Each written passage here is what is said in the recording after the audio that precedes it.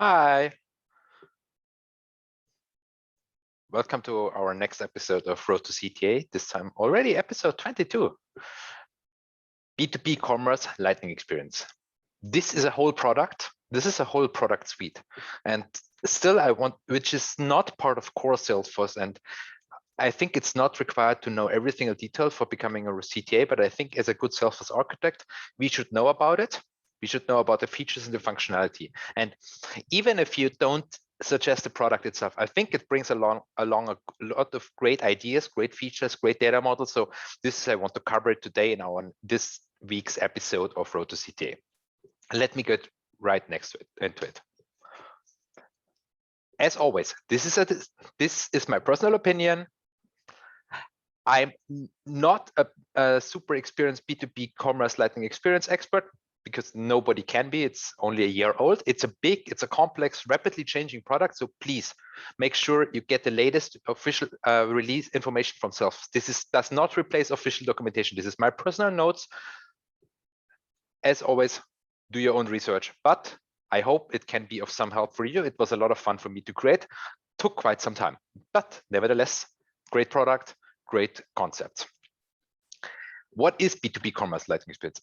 B2B Commerce is a self-service online shop for B2B built completely in Experience Cloud. This is great. It's 100% Salesforce native. It's a follow-up product or the to B2B Commerce from CloudCraze. This is the old B2B Commerce, which has been around for, I think, 10 years more. It was only released summer 2020, so it's a pretty new product. And this shows from time to time. It is GA, absolutely, but it doesn't have feature parity with the old B2B CloudCraze yet, not even by a far shot, but it has rapid development, it has great potential. It's the way to go forward. It has pretty limited documentation and almost no trails. This is kind of annoying to research it, and you find almost nothing on Stack Overflow, or you find a good example on GitHub. This is definitely something you should check out. And it takes a lot of research on your own. It introduces a really big, complex, extended data model. It brings along, which is important for B2B commerce, but you have to really research it yourself. So you don't buy a storefront, you buy the Salesforce platform. Let's be honest, there is Marketo, there is Shopify, there is so many other B2B or B2C commerce platforms out there, which can be used also for B2B. B2B Commerce Lightning Experience is not there. You buy B2B Commerce Lightning Experience because you buy the Salesforce platform. It comes with all the good stuff we expect from Salesforce platform, and it ties in really neatly in your existing sales and service cloud processes, in order management, in billing and invoicing, and in app exchange, and your in-house resources. So if you have a friend who just gets started and wants to sell shirts online, is a shirt online wholesaler, I'm not sure if B2B commerce is the right solution for them. But if you have a customer who really buys into the customer 360, maybe has even more complex product and needs a Salesforce platform, B2B commerce can be the right solution. And this is how I came up with my example customer. Universal Vegetables. Universal Vegetables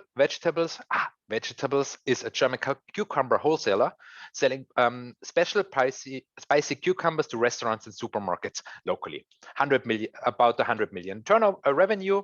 Was founded beginning of the 90s. The customers are restaurants and supermarkets exclusively. Currently, the sales channel are phone, email, fax, and the online form. You all have seen that. Works quite well so far. But they want to expand to all of Germany. So they need a more efficient ordering process. They have no experience with online shops, but they already use Salesforce with opportunities and orders to get their customers' orders into the ERP system. And this is the fun part about it. Project timeline is 6 weeks. Customers want to have it tomorrow. And this is, from what I can tell, one of the really sweet spot of B2B commerce. You get up and running quick, super integrated with Salesforce. Nice for if you have, let's call it, a limited scope. I'm not sure if I would use it to set up the global B2B commerce shop for Canon or General Electrics. I'm not sure. We have to check for the details, but for this, perfect. And 6 weeks, definitely doable. There's 5 5 questions: who, what, when, where, why. Who orders actually in B2B commerce lightning experience? It's the employee of my customer. It's somebody who sits in an office and does work.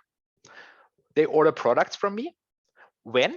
Regularly. This is not something like I do at Amazon where I shop and browse something and buy it once. They buy cucumbers like every week. Every Tuesday afternoon, they make the order for the next week.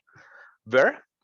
Office or mobile. I think mobile is almost secondary. This will apply for the smaller shops. I think the most bigger shops just do it, or customers do it in the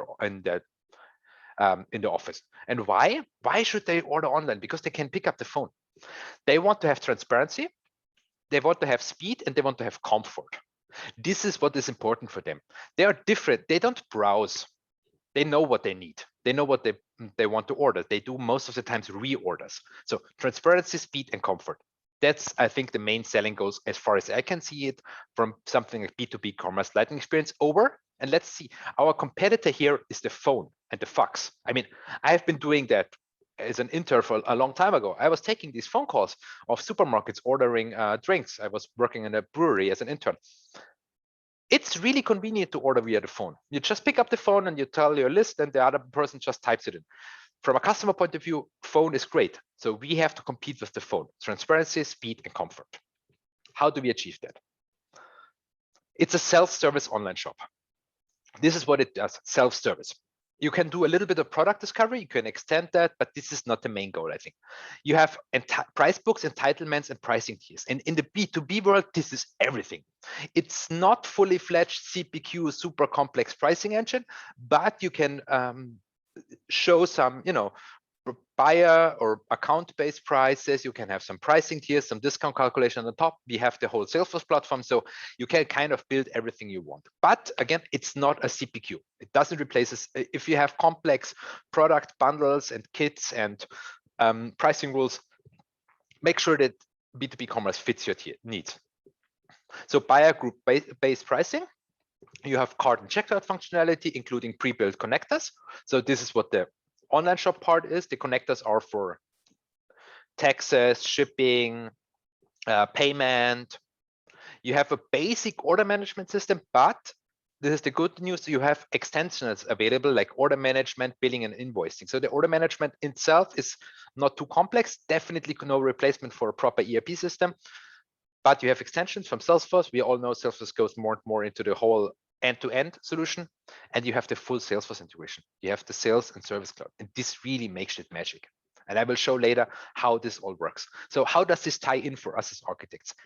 A B2B commerce shop will be part of, I would say, most of our future customers. Either they have an online shop already, which we have to integrate, which we do most of the time now. But if they don't have something and they fit the need, we should have this in the back of our head to make sure that we make sure B2B commerce, we have thought about it. And in order to think about it, we should know the features and the limitations. And the user journey. And the user journey is not that complex. The user logs in. So I think we have some type of guest user. I'm not too sure about that. Don't quote me on that. The user logs in. Either they browse products and they select products, or they reorder. I mean, reorder is, I buy cucumbers every week. So I click on cucumbers. I just change the quantity, maybe add or remove something. That's it. Then I do the checkout process. So shipment, payment, tax calculation, inventory check. I check the order details. I'm happy and I leave the store. Amazon wants us to stay on Amazon store as long as possible. We want our customers to leave the store as quickly as possible. Transparency and convenience and speed. So in and out. As every project, it has risks. And I interviewed a B2B commerce architect about, and we brainstormed a little bit about the risk. The first one is the biggest one, and we always know that from all our projects: product data quality and structure. We really have to make sure that at the beginning of the project, we assess the product data and structure and make sure that we prepare the data as quickly as possible. Second one is, we also know that from a lot of our projects, not so much in sales and service, but especially in MuleSoft, it's a commerce, an IT project. It's not a sales project. So we have to make sure that the company is ready to take on the project of a B2B commerce shop. You need resources, you need professionals, you have to do some marketing, you have to do some support, you suddenly have a completely new sales channel, you might have different customers than before. It has to be part of your company strategy. It's not something you just do and hope for the best. There is quite some limitations, and especially since each of us knows Amazon, the customer has to know this is not Amazon. So there is limitations, especially compared to the big ones like Shopify, Magento, Amazon. There's advantages, but also limitations. We have to make sure the customer knows them ahead of time in order to get not negatively confused. The same is true for us. And the last one is, what if the backend systems are not API ready? I mean, I work in Germany. Our German customers, they are, the inventory system. The inventory system might not be API ready. The shipment system might not be API ready. Back in the days when they take the orders via phone, this is not a problem because the salespeople actually know all the details. They can just ask their friend over in the office. But if we suddenly have a B2B self-service, we have to have APIs ready for everything or bring the data into Salesforce, one of both. So these are some of the common project risks. We need a few extra licenses. So we need an internal license, an admin who needs Sales and Service Cloud, but also B2B Commerce license. Then we need the merchandiser, also internal, who takes care of the products, B2B Salesforce. Then our buyers and our buyer managers, these are our external users. They need customer community plus, or partner community, depends on our needs. It get away with customer, but they don't need an extra B2B Commerce license. They can get away with customer community license, but then, as you know, there's no sharing, almost no sharing. It becomes, so customer community plus is almost the minimum. And the last one, you pay per order. So you sign, as far as I understood, I mean, I'm not ask your account executive, but something is like, I pay for 5,000 orders in the next 3 years, and then each order counts. So you pay per order instead of, yeah. So this comes additional to the customer community license. So it's not cheap. You pay quite some money per customer. So make sure it has a value for your customer. And to get most of the value, we have to understand the product. This is my default system landscape. This is, something which is likely to happen in the project. I want to start at the top, at the left side again. We have something like a website. In order to, since it's based on community, we have to redirect our users to our online shop. Maybe we have a headless storefront. I will talk about that a little bit later. Then we have a CMS system where we store information with CMS Connect from Salesforce. We can surface that information in our B2B Commerce. Then we have something like either customer mobile app, either native mobile publisher, or or a hybrid solution for our customers to order on the go. Then we have something like social login, maybe LinkedIn. I'm not too sure about that, how likely that is, but let's see. Something like document storage, either X-Files Pro or S-Files Connect. We have a shipment provider, which tells us about the prices, especially in the B2B. If you do something like you ship within Europe, it becomes really complex really fast. You have payment providers, very likely multiple, maybe not if you're local, but if you are global, you have very likely multiple. You either have hosted or on-site payment. Then you have, of course, our Okta and LDAP, as always, identity stores. Behind the firewall, usually behind the firewall, you have our integration layer with the ESB and the ETL, as always, data warehouse and a BI tool. Then we have a product information, PIM, product information management system, where we usually have the products data, inventory management, ERP, and fulfillment. Oftentimes, this is lumped together into one product like an SAP, but sometimes these are individual products or individual models within the ERP system. Depends. And within Salesforce, of course, we have something like email from a marketing cloud for emails, something along the line. We have a payment plugin. We have something Congo Composer for documents. We have DocuSign if needed. This is optional for the customer. We have something like live chat or knowledge base. This is the good thing. It's built on based on experience, so we can have all the great Salesforce functionality. We have the B2B Commerce, and below that we have our Sales and Service Cloud. And this already is a default system landscape. Of course, it can be as complex as you want, but I think most of the stuff you see here, you will have in your landscape as well. And one caveat, if you're American, you will have a tax provider. I learned the other day that taxes are really complex in the US. I didn't know that. So you will have a tax provider. And this already finishes my system landscape. Now, here's a short overview of the integrations. I don't want to go too much into it. Just again, it depends on your project, but just what you can expect. The data model. Why should you care about the data model? I think there's a lot of great ideas in there. And I think even if you don't use B2B commerce, this is a data model. I'm happy that I researched it and that I know it, because it's something I definitely use going forward for my products, not even if I do something custom for my projects. So I want to tell a story. I don't go into every detail, but in the core object is our store. So we can have multiple stores, which is basically multiple communities. Our store, first of all, has a product catalog. A product catalog can also be part of multiple stores, but and within the catalog we have categories, and then there are certain products. So we have something like building material, then we have wood, and below the wood we have the products. But this can also be even deeper. You can have multiple levels of categories. Products themselves, as we already know, have price book entries and are part of price books. But they also have entitlement policies, which means which buyer can buy which products in which store. This is really powerful. So you can have very detailed, granular level of making sure that only certain buyers can buy certain products. Of course, products have product media like like images and so forth.